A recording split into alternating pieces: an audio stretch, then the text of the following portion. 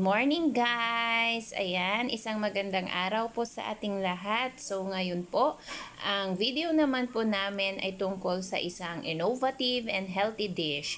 So ito po ay performance task ni Nia. So nag-isip po kami kung ano pong dish or recipe ang pwede naming gawin na isang innovative at healthy dish. So ayan guys, since mahilig kami ni Nia sa tofu, napag-isipan namin na gumawa ng tofu ukoy. So, parang kakaiba, di po ba? Ayan guys, inuumpisahan na po natin. So, binalatan po natin yung ating bawang at sibuyas. Turuan po natin ang ating naning Nia na gawin yung dish. Pero bago po namin inumpisahan, na-instruct ko naman na siya kung ano-ano yung mga gagawin namin. So, andyan siya at andito rin ako para i-assist po siya sa kanyang innovative and healthy recipe. Yan. So, bahugasan na natin kay Nia yung mga binalatan namin. Ayan. Natututo na rin ang naning natin, ang ating naning Nia na magluto. Ayan. So guys, panoorin po natin ito at baka sakali magustuhan po ninyo ang dish na i-prepare po namin. Ayan guys.